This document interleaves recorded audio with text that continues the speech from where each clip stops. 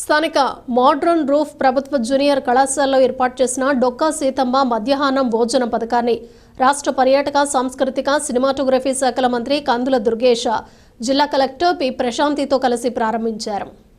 మంత్రి కందుల దుర్గేష్ మాట్లాడుతూ చదువుకు పేదరికం అడ్డు కాకూడదనే లక్ష్యంతో రాష్ట్ర ప్రభుత్వం జూనియర్ కళాశాలలో కూడా మధ్యాహ్న భోజన పథకాన్ని ప్రవేశపెట్టడం జరిగిందన్నారు. విద్యారంగంలో విప్లవాత్మకమైన మార్పులను తీసుకురావడానికి అనేక సంస్కరణలు చేపట్టనున్నామన్నారు. ప్రతిభ ఉన్న ప్రతి విద్యార్థి కష్టపడి చదివితే ఉన్నత శిఖరాలను అధిరోహించడం తథ్యమన్నారు.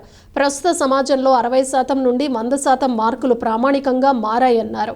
ఇందుకు సంబంధించి రాష్ట్ర ప్రభుత్వం విద్యా విధానంలో ప్రతి విద్యార్థి చదువుకునేందుకు స్టాండర్డ్స్తో పాటు డిజిటల్ విధానాన్ని కూడా ప్రవేశపెట్టిందన్నారు. కలెక్టర్ ప్రశాంతి, మాజీ శాసనసభ్యులు Borugupalli Sesharao, Kovvur RDO Rani Sushmita, DEO K Vasudevarao, జిల్లా వొకేషనల్ విద్యాధికారి JVSS Subrahmanyam, municipal chairman Bhupathi Adinarayana, junior college principal Bottu Geetanjali, Sujatha తదితరులు పాల్గొన్నారు. విద్యారంగంలో ఒక సమూలమైనటువంటి మార్పులు తీసుకురావాలనేటువంటి ఆలోచనలు చేస్తున్న సందర్భాన్ని మీకు నేను తెలియజేస్తా ఉన్నాను. గడిచిన 5 సంవత్సరాల కాలంలో మీడియం విషయంలో కానీ, సౌకర్యాల విషయంలో కానీ, కళాశాలల్ని పాఠశాలల్ని అభివృద్ధి చేయాలనేటువంటి అంశంలో కానీ అభివృద్ధికి తూట్లు పొడిచినటువంటి ప్రభుత్వాన్ని మనం చూసాం.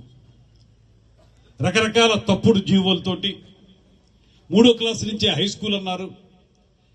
3వ క్లాసులో ఉన్నటువంటి అబ్బాయి కానీ అమ్మాయి కానీ హై స్కూల్కి వెళ్ళాలంటే పక్క ఊర్లకు వెళ్ళాలి. ప్రభుత్వ పాఠశాలలో చదువుకునేటువంటి పిల్లలకి ఆర్థిక స్తోమత పెద్దగా ఉండదు కనుక పక్క ఊర్లకు వెళ్ళాలంటే వారికి వాహనం సౌకర్యం ఉండదు కనుక చాలా మంది స్కూళ్లు మానేసిన సందర్భం చూసాం. అదేవిధంగా ఆంగ్ల మాధ్యమం మాత్రమే ఉండాలి, ఇంగ్లీష్ మీడియం మాత్రమే ఉండాలనేటువంటి మాటతోటి జీవో తీసుకురావడం వల్ల చదువుకునేటువంటి పిల్లలకి ఇబ్బంది కలిగింది. అప్పటి వరకు తెలుగు మీడియంలో బోధన చేసేటువంటి అధ్యాపకులకు కూడా ఇంగ్లీష్ మీడియంలో బోధన చేయడం అనేది కొంత ఇబ్బందికరంగా మారింది. దీనివల్ల కూడా డ్రాప్ అవుట్ శాతం చాలా పెరిగిపోయింది. అటువంటి నేపథ్యాన్ని చూసాం. అయితే ఇవాళ సంకల్ప్ 2025 అనేటువంటి మాటతోటి ఒక అద్భుతమైనటువంటి కార్యక్రమాలకి ఆంధ్రప్రదేశ్ రాష్ట్ర ప్రభుత్వం శ్రీకారం చుట్టింది. మనం స్కూల్ ఎడ్యుకేషన్ లో ఎక్కువ ఇంపార్టెన్స్ అనేది ప్రైమరీ అండ్ సెకండరీ ఎడ్యుకేషన్ కి ఇవ్వడం జరుగుతుంది. చాలా కార్యక్రమాలు మనం స్కూల్ ఎడ్యుకేషన్ లో మనం చేస్తూనే ఉన్నాం.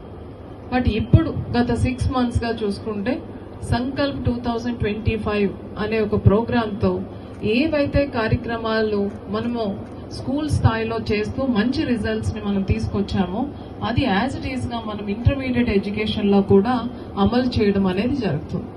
అందులో first part parents teachers meeting. So parents అందరితో కూడా మనం మీటింగ్స్ పెట్టి మీ పిల్లలు వారి పిల్లలు ఎలా చదువుతున్నారు అనేది అధ్యాపకుల ద్వారా వాళ్ళకి తెలియజేయడం, అట్లానే వాళ్ళకున్న సమస్యలు ఏమైనా ఉంటే అది స్కూల్ స్థాయిలో మనము రిజాల్వ్ చేయడం, అలానే స్కూల్లో ఏమైనా సమస్యలు ఉంటే పేరెంట్స్ ద్వారా టీచర్స్ తెలుసుకొని, లెక్చరర్స్ తెలుసుకొని అది కూడా రిజాల్వ్ చేయడం అనేది జరుగుతుంది.